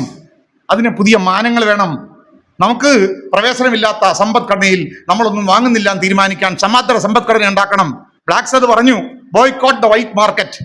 കറുത്തവനോട് മര്യാദ നിങ്ങൾ പുലർത്തുന്നില്ലെങ്കിൽ നിന്റെ കടയിൽ കയറി ഞങ്ങൾ കഴിക്കില്ല, നിന്റെ കടയിൽ കയറി ഞങ്ങൾ സാധനം മേടിക്കില്ല. പാരലൽ എക്കണോമി ഉണ്ടായി. നമുക്കിപ്പോഴും കഴിയുന്നില്ല. സമാന്തര സമ്പദ്ഘടനയെ കുറിച്ച് ആലോചിക്കണം. നമ്മൾ തീരുമാനിച്ചാൽ, നമ്മുടെ ചെറിയ അംശങ്ങൾ ഏറ്റുവെച്ചാൽ, നമ്മളിൽപ്പെട്ട ഒരു വ്യവസായിയിൽ നിന്ന്, നമ്മളിൽപ്പെട്ട ഒരു പച്ചക്കറിക്കടക്കാരനിൽ നിന്ന്, നമ്മളിൽപ്പെട്ട ഒരു കച്ചവടക്കാരനെ നമ്മൾ വാങ്ങിയാൽ നമ്മുടെ എക്കണോമി അവിടേക്ക് കേന്ദ്രീകരിക്കപ്പെടും. അതിൽ നിന്നുണ്ടാകുന്ന പുനർവിതരണത്തിലൂടെ സമ്പദ്ഘടനയിലേക്ക് പ്രവേശിക്കാൻ കഴിയും. അത്തരത്തിലുള്ള പാരലൽ എക്കണോമിയെ കുറിച്ചുള്ള ആലോചനകൾ 60-കളിലും 70-കളിലും അമേരിക്കയിലെ ബ്ലാക്സ് നടത്തിയെങ്കിൽ അവർ മുന്നോട്ട് പോയി. നമ്മളോ ഈ പറയുന്ന 40,000 കോളനികളില്ലേ, ആ കോളനി പോരാഞ്ഞിട്ട് ഇപ്പോ കോൺക്രീറ്റ് കാടുകളില്ലേ, ലൈഫ് പദ്ധതികളില്ലേ, അതിലൊക്കെ പോരെ എന്ന് വിചാരിച്ചു കഴിഞ്ഞ് എവിടെ എത്തി നമ്മൾ? അതുകൊണ്ട് ലോക സ്റ്റാൻഡേർഡിലേക്ക് ഞാൻ അവസാനിപ്പിക്കുന്ന അവിടെയാണ്. If you don't give reservation we want reparation. സംവരണം മര്യാദയ്ക്ക് തരുന്നില്ല എങ്കിൽ എത്രയും വേഗം ഞങ്ങൾക്ക് നഷ്ടപരിഹാരം, കോമ്പൻസേഷൻ, അതിൻ്റെ പൊളിറ്റിക്കൽ ലാംഗ്വേജ് റാപ്പറേഷൻ. ആ റാപ്പറേഷൻ അമേരിക്കയിലുണ്ട്, ലോകരാജ്യങ്ങളുണ്ട്, ആഫ്രിക്കയിലൊക്കെ നടപ്പിലാക്കി. അപ്പോഴാണ് ബ്ലാക്സിന് ആഫ്രിക്കൻ രാജ്യങ്ങൾ തന്നെ വിട്ടുകൊടുക്കേണ്ടി വന്നു. ഇന്ത്യയിൽ ഈ റാപ്പറേഷൻ തത്വം നടപ്പിലാക്കിയാൽ മോഡിക്കും അമിത്ഷായ്ക്കും ഒക്കെ ഇറങ്ങി അവിടുന്ന് പോകേണ്ടി വരും. പാർലമെന്റ് ഇങ്ങോട്ട് തരേണ്ടി വരും, നിയമസഭ ഇങ്ങോട്ട് തരേണ്ടി വരും. അതിന് കഴിയുന്ന പുതിയ രാഷ്ട്രീയം അംബേദ്കർ അവിടേക്കാണ് പറഞ്ഞു വെക്കുന്നത്. അത് നമ്മൾ പഠിക്കേണ്ട കാലമായിരിക്കുന്നു. അത് നമുക്ക് അത്തരത്തിലുള്ള ഒരു പുതിയ കാലത്തിൻ്റെ രാഷ്ട്രീയം എന്താണ് ബാബാ സാഹേബ് അംബേദ്കർ പക്ഷേ 1950 അവസാന നാളുകളിൽ അത് നമ്മളോട് അദ്ദേഹം പറഞ്ഞിട്ടുണ്ട്. ഇനി എന്താണ് പരിഹാരം? ഇന്ത്യയിലെ ദളിതർക്ക് എങ്ങനെ ഭരണാധികാരികളാകാം? അതിന് ജനാധിപത്യത്തിനകത്ത് പുതിയ മാനങ്ങളും പുതിയ വഴികളും ഉണ്ടോ എന്നൊക്കെയുള്ള ചോദ്യങ്ങൾക്ക് ഉത്തരം ബാബാ സാഹേബ് അംബേദ്കർ പറയുന്നുണ്ട്. പ്രത്യേകിച്ചും 1955 അദ്ദേഹം പരിനിർവാണം പ്രാപിക്കുന്നതിന് ഒരു കൊല്ലം മുമ്പ് 1955 ഓഗസ്റ്റ് മാസം 27-ാം തീയതി ഓൾ ഇന്ത്യ ഷെഡ്യൂൾ കാസ്റ്റ് ഫെഡറേഷന്റെ ബാബാ സാഹേബ് പങ്കെടുത്ത അവസാന സമ്മേളനം, ആ സമ്മേളനത്തിൽ അദ്ദേഹം അവതരിച്ച പ്രമേയം, ആ പ്രമേയത്തിലേക്ക് നമ്മൾ പോകണം. അവിടെയുണ്ട് പുതിയ കാലത്ത് നമ്മുടെ മുമ്പിലുള്ള പരിഹാരം. ആ പരിഹാരത്തിന്റെ രാഷ്ട്രീയത്തോടൊപ്പം ചേർന്ന് നിൽക്കാൻ ഡെമോക്രസി ലോകത്ത് വേണമെന്ന് ആഗ്രഹിക്കുന്ന, ലോകത്തെ ജനാധിപത്യം ഉയർത്തിപ്പിടിക്കുന്ന, ജനാധിപത്യം ആഗ്രഹിക്കുന്ന ലോകരാഷ്ട്രങ്ങളുടെ മുമ്പിൽ അംബേദ്കർ ദർശനത്തിന്റെ ഏറ്റവും ആഗോള തരത്തിലുള്ള വ്യാഖ്യാനങ്ങളുമായി നമുക്ക് അവരോട് കൈ ചേർക്കാൻ പറ്റണം, കണ്ണി ചേർക്കാൻ പറ്റണം. അംബേദ്കർ ഇന്ത്യക്ക് മാത്രമല്ല, ജാതി വ്യവസ്ഥയ്ക്കെതിരെയുള്ള ലോകത്തെ ഏറ്റവും വലിയ അനീതിയായ ജാതി വ്യവസ്ഥയ്ക്കും ഐത്തത്തിനും എതിരെ അതിൽ നിന്ന് മനുഷ്യരെ മോചിപ്പിക്കാൻ രൂപം കൊടുത്തൊരു പ്രത്യയശാസ്ത്രം എന്ന നിലയ്ക്ക് അത്രത്തോളം ഭീകരമല്ല ലോകത്തൊരസമത്വ രൂപങ്ങളും, അത്രത്തോളം ദൂരവ്യാപകമായ നിലനിന്ന ഒരു അനീതി ലോകത്തെങ്ങുമില്ല.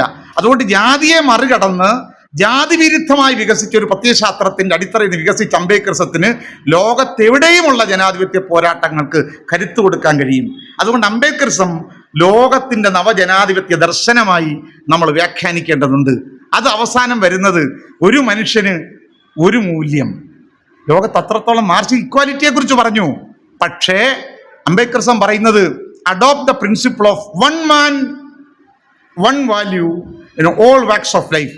ജീവിതത്തിന്റെ എല്ലാ മണ്ഡലങ്ങളിലും ഒരു മനുഷ്യന് ഒരേ മൂല്യം, ഒരു മൂല്യം എന്ന തത്വം യാഥാർത്ഥ്യമാക്കണമെന്നാണ്.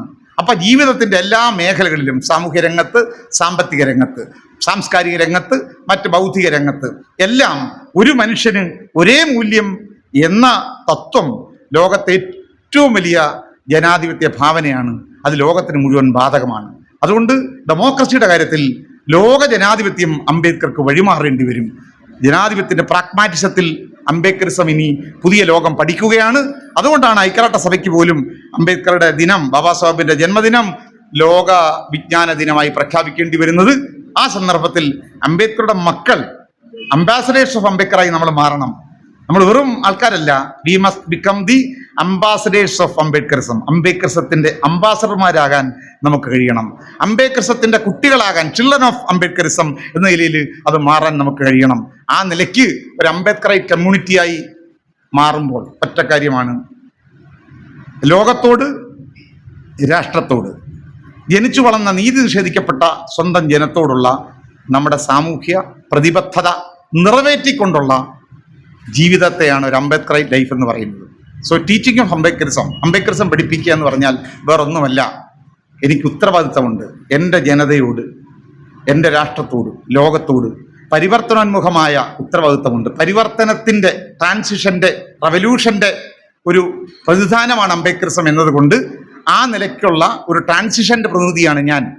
അതുകൊണ്ട് മരണം വരേക്കും അത്തരം പരിവർത്തനത്തിന് വേണ്ടി നിലകൊള്ളും എന്ന് തീരുമാനിക്കുന്നിടത്താണ് നമ്മൾ ഒരാൾ അംബേദ്കറൈറ്റ് ആവുന്നത്. ആ നിലയ്ക്ക് അംബേദ്കറിസത്തിലേക്കും അയ്യൻകാളിയൻ വിപ്ലവ ചിന്തയിലേക്കും കടന്നു വരിക. നമ്മുടെ മുമ്പിൽ പ്രതീക്ഷകളുണ്ട്, ഇതിനെ അതിജീവിക്കും. കാരണം ചരിത്രത്തിൽ ഏറ്റവും ശപിക്കപ്പെട്ട ദുരന്തങ്ങൾ ഏറ്റുവാങ്ങിയ ഒരു ജനതയാണ് നമ്മൾ. വഴി നടക്കാത്ത, മാറുമറയ്ക്കാത്ത, കരം കൊടുക്കേണ്ട ആ കാലത്തുനിന്ന് നമ്മൾ ഇവിടെ വരെ എത്തിയില്ലേ? ഇന്ന് ഈ വസ്ത്രം ധരിക്കുന്നില്ലേ? ഇന്ന് നമുക്ക് പറയാൻ നമ്മുടെ ചോദ്യങ്ങളില്ലേ? നമ്മുടെ ചോദ്യങ്ങൾക്ക് ഉത്തരം പറയാനെന്നുള്ള ത്രാണി ഇന്ത്യയിലെ ബ്രാഹ്മിൺസ് ഇല്ല, ഒരു ഇന്റലക്ച്വലിനും ഇല്ല. ബൗദ്ധികതയുടെ കാര്യത്തിൽ ദളിതരോളം ഒരു ബ്രാഹ്മണനും ഒരു സവർണനും ബുദ്ധിയുടെ കാര്യത്തിൽ നമ്മളെ തോൽപ്പിക്കാൻ സാധിക്കില്ല. അവനേക്കാൾ പ്രകാശവർഷങ്ങൾക്ക് മുകളിലാണ് നമ്മൾ. അത് ബാബാ സാഹേബ് പറഞ്ഞിട്ടുണ്ട്. ഇന്റലക്ച്വൽ എന്നൊക്കെ പറയും. Who is an intellectual? Baba പറയുന്നുണ്ട്, an intellectual, there is a world of difference between one who is an intellectual and a learned man. ഒരു ബുദ്ധിജീവിയും ബിരുദധാരിയും തമ്മിൽ വലിയ അന്തരമുണ്ട്, ബ്രഹ്മാണ്ഡ വ്യത്യാസമുണ്ട്. Brahmins are not intellectuals. Baba Saheb പറഞ്ഞ ബ്രാഹ്മിൺസ് ബുദ്ധിജീവികളല്ല. ബുദ്ധിയുള്ള ഒരുത്തന് മറ്റൊരുത്തനെ താഴ്ത്തിക്കെട്ടാൻ പറ്റില്ല.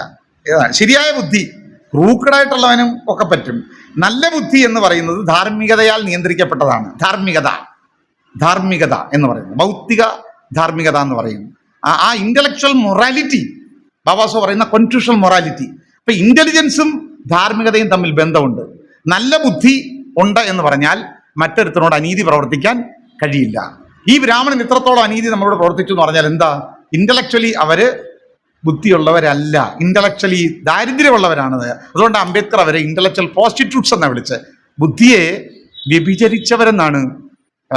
ഇപ്പോൾ കഴിഞ്ഞ ദിവസം ടി.കെ. നാരായണൻ നിങ്ങൾ കേട്ടിട്ടുണ്ടാവും. ബാബാസാഹബ് അംബേദ്കറുടെ അവസാന നാളുകളിൽ ഡൽഹി സെൻട്രൽ സെക്രട്ടേറിയറ്റ് ജോലി ചെയ്ത, കേരളത്തിൽ നിന്ന് ആദ്യം BA പരീക്ഷ പാസ്സായ 2 പുലയരിൽ ഒരാളായിരുന്നു ടി.കെ. നാരായണൻ. അന്ന് അദ്ദേഹം BA സർട്ടിഫിക്കറ്റുമായി തിരുവിതാംകൂർ രാജാവിൻ്റെ അടുത്ത് പോയി, ഞാൻ BA പാസ്സായിരിക്കുന്നു, പുലയനാണ് എന്ന് പറഞ്ഞു. പരിഹസിച്ചു, ആട്ടി ഇറക്കി. നിനക്കിവിടെ ജോലിയൊന്നുമില്ല, പുലയൻ BA എടുത്തോണ്ട് വന്നിരിക്കുന്നു. അദ്ദേഹം നാട് വിട്ടു, നിരാശനായി ഡൽഹിയിലേക്ക് പോയി. ബാബാസാഹബ് അംബേദ്കർക്ക് ഒരു കത്ത്, ആരോ മുഖാന്തരം ഒരു കത്ത് കൊടുത്തു വിട്ടു. സെൻട്രൽ സെക്രട്ടേറിയറ്റിൽ ഇദ്ദേഹത്തിന് ജോലി കിട്ടാൻ ബാബാസാഹബ് അംബേദ്കർ സഹായിച്ചു. തിരുവനന്തപുരത്തുകാരനല്ല, ടി.കെ. നാരായണൻ സാറിൻ്റെ സ്ഥലം ഇവിടെ തിരുവല്ലയ്ക്ക് അടുത്താണ്. അപ്പോൾ ആ ടി.കെ. നാരായണൻ സാറിന് അന്ന് അംബേദ്കറുടെ കാലത്ത് ഡൽഹി സെൻട്രൽ സെക്രട്ടേറിയറ്റ് ജോലി കിട്ടിയ ഈ മനുഷ്യൻ വൈകുന്നേരങ്ങളിൽ ഡൽഹിയിലെ ജോലി കഴിഞ്ഞ് വൈകുന്നേരങ്ങളിൽ ബാബാസാഹബിനെ കാണാൻ ചെല്ലും. എന്നിട്ട് ബാബാസാഹബിനെ കാണാൻ ലോകത്തിൻ്റെ നാനാഭാഗങ്ങളിൽ നിന്ന് ആൾക്കാർ വന്ന് പലതും സംസാരിക്കുന്ന കൂട്ടത്തിൽ കേട്ടിരിക്കുന്നത് ടി.കെ. നാരായണ സാറിൻ്റെ ഒരു പതിവായിരുന്നു. അങ്ങനെ ബാബാസാഹബിന് ഉദയസൂര്യൻ്റെ അടുത്ത് പോയിരുന്നാൽ കിട്ടുന്ന ഊർജ്ജത്തെക്കുറിച്ച് ആലോചിച്ച് നോക്കൂ. ബാബാസാഹബിൻ്റെ അടുത്ത് പോയിരുന്ന് അദ്ദേഹം പറഞ്ഞത് കേട്ട് പഠിച്ച മനുഷ്യൻ അവസാനം തിരുവനന്തപുരത്തേക്ക് തിരിച്ചു വന്നു. ജോലി കഴിഞ്ഞ് വയസ്സാം കാലത്ത് തിരുവനന്തപുരം പട്ടത്ത് അദ്ദേഹം ഒരു വീട് സ്ഥാപിച്ചു. ആ പട്ടത്തെ വീട്ടിൽ ഇരുന്നു കൊണ്ട് ഡോക്ടർ അംബേദ്കറുടെ കൃതികൾ മലയാളത്തിലേക്ക് ആദ്യം പരിഭാഷപ്പെടുത്തിയതും അംബേദ്കർ സത്തെ കേരളത്തിൽ ആദ്യം പറഞ്ഞു പഠിപ്പിച്ചതും ടി.കെ. നാരായണൻ എന്ന ഈ കേരളത്തിലെ ആദ്യത്തെ അംബേദ്കറൈറ്റാണ്. അദ്ദേഹത്തിൻ്റെ പരിനിർവാണ ദിനമാണ് ഏതാണ്ട് ഇന്നലെ. ആ പരിനിർവാണ ദിനമായിരുന്നു. ആ ടി.കെ. നാരായണൻ സാറിനെ കാണാനൊരവസരം ഭാഗ്യം എനിക്ക് 1988 കിട്ടി. കോഴിക്കോട്ട് വെച്ചാണ് വി.ടി. രാജശേഖർക്കൊപ്പം ഇദ്ദേഹത്തെ കാണുന്നു. കറുത്തൊരു മനുഷ്യനാണ്, കറുത്ത് മെലിഞ്ഞൊരു മനുഷ്യൻ. ഇപ്പോൾ ഒരു സമ്മേളനത്തിലേക്ക് വന്നിരിക്കുകയാണ് കോഴിക്കോട്. ടൗൺ ഹാളാണ് രംഗം. അപ്പോൾ ഞാൻ കോഴിക്കോട് എഞ്ചിനീയറിംഗ് കോളേജിൽ പഠിക്കുക, NIT REC പഠിക്കുകയാണ്. അപ്പോൾ ഞാനും എൻ്റെ കൂട്ടുകാരും എല്ലാം കൂടി പിന്നെ നാരായണ സാറിൻ്റെ പ്രസംഗം കേൾക്കാൻ ചെന്നു. അമ്പരന്ന് പോയി. കണ്ടപ്പോൾ നമ്മൾ വിചാരിച്ചു, ഈ കറുമ്പനായി ഈ വല്യപ്പൻ എന്തായിരിക്കും വിളിച്ചു പറയുക, നമുക്കൊക്കെ നാണക്കേടാവും. നമ്മളൊക്കെ അങ്ങനെയാണല്ലോ ചിന്തിക്കുന്നത്. കാരണം മറ്റുള്ളവരൊക്കെ വലിയ വെടികെട്ടിയ ആൾക്കാരായിരിക്കുന്നത്, യു കലാതിനെ പോലെയൊക്കെയുള്ള വലിയ പക്ഷികൾ. ആ കൂട്ടത്തിൽ ഇങ്ങനെ പ്രായമുണ്ട്. അപ്പം ഇങ്ങനെ മുറുക്കാൻ പൊതിക്കുന്ന പോലെ എന്തോ ചവിക്കും. മുറുക്കാനല്ല, പുള്ളിയുടെ ശീലമാണ്. ഇങ്ങനെ നാരായണ സാർ ഇരിക്കുന്നു. അപ്പോൾ എനിക്ക് തോന്നി ഇതെന്തുമായിരിക്കും ഇദ്ദേഹം പറയുന്നത്. അവസാനം ടി.കെ. നാരായണ സാറിൻ്റെ ഊഴം വന്നു. സബ്ജക്റ്റ് സെക്കുലറിസമാണ്, മതേതരത്വവും ജനാധിപത്യവുമാണ്. വാതുറന്ന് സംസാരിക്കാൻ തുടങ്ങി. അദ്ദേഹം പറയുന്നു, ഇംഗ്ലീഷ് സഹിക്കാൻ അവിടെ ഇരിക്കുന്ന ആർക്കും പറ്റുമായിരുന്നില്ല. REC എന്ന് കുറച്ച് കുട്ടികളുണ്ട്, മറ്റ് സ്റ്റേറ്റുകളിൽ നിന്നുള്ളവരുണ്ട്. ഞങ്ങൾ അമ്പരന്ന് പോവുകയാണ്. ഈ കറുകറമ്പനായ മെലിഞ്ഞൊരു മനുഷ്യൻ അമേരിക്കൻ കോൺസ്റ്റിറ്റ്യൂഷനും ജെയിംസ് മാഡിസനെയും തോമസ് ജാഫേഴ്സനെയും ഒക്കെ കോട്ട് ചെയ്തിട്ട് what is democracy, what is secularism ഒക്കെ പറഞ്ഞു തകർക്കം പ്രസംഗം. അപ്പോൾ നമ്മുടെ ആ കോംപ്ലക്സ് ഒക്കെ അങ്ങോട്ട് ഉരുകി എവിടെയൊക്കെ പോയിട്ട് എനിക്ക് ഇങ്ങനെ ഒന്ന് തൊട്ടാൽ കൊള്ളാമെന്ന് പറഞ്ഞ ഒരു വികാരം വന്നു. അങ്ങനെ തിരിച്ചിറങ്ങി വന്നു. ചോടി ചെന്ന് ഞാനിങ്ങനെ ഈ മനുഷ്യനെ കയ്യിൽ കയറി പിടിച്ചു. എന്നിട്ട് ഞാൻ പറഞ്ഞു, ഞാനൊരു ദളിതനാണ് എന്ന് ഞാൻ പറയുകയാണ്. എന്നോടൊരു ചോദ്യം 85 ഡിഡ് യു റീഡ് അംബേദ്കർ? അംബേദ്കറെ വായിച്ചിട്ടുണ്ടോ? ഏതൊക്കെ പുസ്തകമാണ് വായിച്ചേ? അന്ന് ഡോക്ടർ അംബേദ്കർ കൃതികൾ ഇറങ്ങി തുടങ്ങിയിട്ടില്ല. ഞാൻ വായിച്ചിരിക്കുന്ന ബെട്രാൾഡ് റസലിൻ്റെ വൈ നോട്ട് എ ക്രിസ്ത്യനും അതേപോലെയൊക്കെയുള്ള പുസ്തകമാണ്. പോൾ ബെയ്സെ ഷെല്ലിയുടെ നെസസിറ്റി ഓഫ് എത്തിക്സ് ഒക്കെ ഞാൻ വായിച്ചേക്കുന്നത്. വൈരുദ്ധ്യാത്മക ഭൗതികവാദവും വായിച്ചിട്ടുണ്ട്. അമ്മ ഒരു CPI കാരനായിരുന്നു. അപ്പോൾ അങ്ങനെ തന്ന പുസ്തകം ഉണ്ടായിരുന്നു. അപ്പോൾ വൈരുദ്ധ്യാത്മകവും ചരിത്രപരമായ ഭൗതികവാദം ദസ് ക്യാപിറ്റലിൻ്റെ ഇച്ചിരി വായിച്ചിട്ടുണ്ട്. എന്നോട് ചോദിക്കുന്നത്, അംബേദ്കറെ വായിച്ചില്ലേ, നിൻ്റെ ഒന്നും ജീവിതത്തിന് ഒരർത്ഥവുമില്ല, ഡെഡ്. ബാബാസാഹബിനെ വായിച്ചില്ലെങ്കിൽ നീ മരിച്ചവനാണ്. അന്ന് മരിച്ചതാ എന്നിലെ മാർസ്, എന്നിലെ ഗാന്ധി, എന്നിലെ ദൈവങ്ങൾ അന്ന് മരിച്ചു. അംബേദ്കർ ജീവിച്ചു. എനിക്ക് കടപ്പാട് എൻ്റെ ഗുരുനാഥനാണ് ടി.കെ. നാരായണൻ സാർ. അദ്ദേഹത്തിന് അടുത്ത് പോയി ഇരുന്ന് കേട്ട് പഠിച്ച കാര്യങ്ങളുണ്ട്. പിന്നീട് വർഷങ്ങൾക്ക് ശേഷമാണ് അംബേദ്കറുടെ മാല്യങ്ങളൊക്കെ ഇറങ്ങി മഹാരാഷ്ട്രയിൽ നിന്ന് വന്നു. ഞാൻ ബോംബെയിലൊക്കെ പോയി യാത്ര ചെയ്തു, ബാംഗ്ലൂരൊക്കെ പോയി മേടിച്ചു, എല്ലാം വീട്ടിൽ കൊണ്ടുവന്നു. അത് തുറന്നിങ്ങനെ വായിക്കുമ്പോൾ അതിനേക്കാൾ മുമ്പേ നാരായണ സാർ മുഖാമുഖം ഇരുന്ന് ചിത്രാനഗറിലെ പട്ടത്തെ വീട്ടിൽ ചെല്ലും. ഞാൻ അടുത്തിരിക്കും. രാവിലെ എന്നോട് കാര്യം പറയാൻ തുടങ്ങും. ഉച്ചയാവും, എന്തായാലും ഭാര്യയോട് പറയും ചോറ് വിളമ്പി വെക്കാൻ പറയും. അങ്ങനെ ചോറുണ്ണു. മുരളി മകനാണ്, വല്ലപ്പോഴേ മുരളി വരുമായിരുന്നുള്ളൂ. എൻ മുരളി എന്ന് പറയുന്ന ടി കെ സാറിൻ്റെ മകനുണ്ട്, ഇപ്പോൾ BSV കാരനാണ്. അപ്പോൾ വീട്ടിൽ വരാറില്ലായിരുന്നു, പലപ്പോഴും പുറത്തായിരുന്നു. ഞാനായിരുന്നു ആ വീട്ടിലുണ്ടായിരുന്നത്. അപ്പോൾ അതുകൊണ്ട് ഉച്ചയ്ക്ക് ആഹാരം കഴിയും, വൈകുന്നേരം അത്താഴമാവും. എന്നെ വിടത്തില്ല, ജയിലിൽ പെട്ട നമ്മളൊരു പുലിയുടെ മുമ്പിൽ ആവട്ടെ പോലെ ഒട്ടും വിടുകയില്ല, ഇതേപോലെയാണ്. വൈകുന്നേരം ആകുമ്പോൾ അങ്കിളെ എനിക്ക് പോകണം, ഞാൻ കുറച്ച് സംശയങ്ങൾ ചോദിക്കാൻ കോഴിക്കോട്ട് വന്നതാ, എവിടെ പോകാൻ, അവിടെ ഇരുന്നാൽ മതി. വൈകുന്നേരം ആകുമ്പോൾ പറയും, അവന് മുറി കൊടുക്കാൻ പറയും. അങ്ങനെ അവിടുന്ന് ആഹാരം കഴിച്ച് 1-ാം ദിവസം 2-ാം ദിവസം 2-3 ദിവസം അങ്ങനെ ഒരു വലിയ മനുഷ്യൻ്റെ വീട്ടിൽ അകപ്പെട്ടു പോയ ഒരാളാണ് ഞാൻ. അപ്പോൾ അദ്ദേഹത്തിൻ്റെ നാവിൻ തുമ്പിൽ നിന്ന് കേട്ട കാര്യങ്ങളുണ്ട്. ഞാൻ പുസ്തകങ്ങൾ പഠിച്ച് പിന്നീട് എത്തിയപ്പോഴൊക്കെ അദ്ദേഹം മുഖാമുഖം പറഞ്ഞു തന്ന കാര്യങ്ങളൊക്കെ ഞാൻ വായിച്ചതിനേക്കാൾ അർത്ഥമുള്ളതായിരുന്നു, സത്യങ്ങളായിരുന്നു. ഒറ്റ എക്സാമ്പിൾ, ബ്രാഹ്മണർ ബുദ്ധിജീവിയാണോ എന്ന് ചോദിക്കുമ്പോൾ അദ്ദേഹം പറയുന്ന why the Brahmins of India could not produce a Voltaire. എന്തുകൊണ്ടാണ് ബ്രാഹ്മണന് ഒരു വോൾട്ടയർ സൃഷ്ടിക്കാൻ പറ്റാതിരുന്നത്? കത്തോലിക്ക മതക്കാരനായ ബിഷപ്പിന്റെ മകനായ വോൾട്ടയർ പക്ഷേ ക്രിസ്ത്യാനിയായില്ല. അയാൾ ചോദ്യം ചെയ്തു, എന്തുകൊണ്ട് ചോദിക്കുകയാണ്. അപ്പോൾ ബ്രാഹ്മണന് വോൾട്ടയർ ആകാൻ പറ്റില്ല, ബുദ്ധിയില്ല. എന്നിട്ട് പുള്ളി ഇന്റലക്ച്വൽ ക്ലാസ് എന്ന് പറയും. അപ്പോൾ അദ്ദേഹം എന്നോട് പറയും, no intellectual class of the world has prostituted its intelligence to invent a philosophy to keep its uneducated countrymen in perpetual state of ignorance and poverty as the Brahmins have done in India. ഇന്ത്യയിലെ ബ്രാഹ്മണർ ചെയ്തതുപോലെ സ്വന്തം ബുദ്ധിശക്തിയെ വിഭജിച്ച് വിദ്യാവിഹീനരായ സ്വന്തം നാട്ടിലെ ജനത്തെ അടിമത്തത്തിലും അന്ധകാരത്തിലും അവരെ തളയ്ക്കാൻ സ്വന്തം ബുദ്ധിയെ വ്യഭിചരിച്ചതുപോലെ ഇന്ത്യയിൽ ബ്രാഹ്മണൻ ചെയ്തതുപോലെ ലോകത്താരും അവൻ്റെ ബുദ്ധിയെ വ്യഭിചരിച്ചിട്ടില്ല. No intellectual class of the world has prostituted its intelligence. ഇത് ഞാൻ ബാബാ സാഹിബിൻ്റെ പുസ്തകം വായിച്ച് പഠിച്ചത് വർഷങ്ങൾക്ക് ശേഷമാണ്, പഠിച്ചതാണ് നാരായണ സാറിൽ നിന്ന്. ആ ഗുരുത്വം ബാബാ സാഹിബ് പറഞ്ഞു, എൻ്റെ ഗുരുനാഥനാണ് ബുദ്ധൻ. 2500 മുമ്പ് തനിക്ക് കടപ്പാടുള്ള ഗുരുത്തനെ തെരഞ്ഞു പോയി 2500 വർഷം പഴമയിലേക്ക് പോയി ബുദ്ധന് ദക്ഷിണ വെച്ച അംബേദ്കർ, ഭൂലയിലേക്ക് പോയി ദക്ഷിണ വെച്ച അംബേദ്കർ, കബീർദാസിനെ ദക്ഷിണ വെച്ച അംബേദ്കർ. ആ വഴിയാണ്, ഇതൊക്കെയാണ് സാമുദായികതയുടെ ഒരു വഴി. നമ്മുടെ മുമ്പേ നടന്നവരോട് നമുക്ക് ഉത്തരവാദിത്വമുണ്ട്, കടപ്പാടുണ്ട്. അതുകൊണ്ട് ടി കെ നാരായണ സാറിൻ്റെ മുമ്പിൽ എനിക്ക് ആ ദക്ഷിണയുണ്ട്. തീർച്ചയായും ഈ സന്ദർഭത്തിൽ ഞാൻ ഓർക്കുകയാണ്. ഇവിടെ ഇതുപോലുള്ളൊരു സ്ഥലത്ത് നിന്നുകൊണ്ട് അംബേദ്കറിസം പറയുമ്പോഴും പാന്തറിനെ കുറിച്ച് സൂചിപ്പിക്കുമ്പോഴും ഒരുപാട് സഹോദരങ്ങൾ നമ്മളെ വിട്ടുപിരിഞ്ഞു പോയവരുണ്ട്. അവരെ സ്മരിച്ചും കൂടെ ഞാൻ നിർത്തുന്നു. ഇന്ന് ഫേസ്ബുക്കിനകത്തൊന്നും എഴുതിയാൽ എവിടെങ്കിലും ഇരുന്ന് എഴുതാം. നമുക്ക് വേണമെങ്കിൽ അടച്ച മുറിക്കകത്തിരുന്ന് എഴുതാം, അടുക്കളയിൽ ഇരുന്ന് എഴുതാം, കിടപ്പുമുറിയിൽ ഇരുന്ന് എഴുതാം. നമ്മളെ തെരഞ്ഞാരും വരികയില്ല. പകരം പണ്ടങ്ങനല്ല.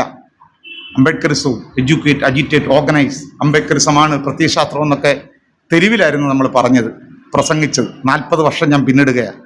ഒരുപാട് അടയാളങ്ങൾ ഇവിടെയുണ്ട്. കോഴിക്കോട്ട് വെച്ച് ബാബാ സാഹേബ് കോട്ട് ചെയ്ത് പ്രസംഗിച്ചതിൻ്റെ പേരിൽ സംഘപരിവാർ 1990 മാർച്ച് മാസം 3-ാം തീയതി 100ഓളം RSSകാരാണ് എന്നെ കൊല്ലാൻ വന്നത്, ആക്രമിച്ചത്. ഇവിടെ എല്ലാം പൊട്ടിപ്പോയി. മുടി വീകുമ്പോൾ ഇപ്പോഴും കുന്നും തടവുമാണ്. ഇവിടെ ഒരു ഹിമാലയമുണ്ട്.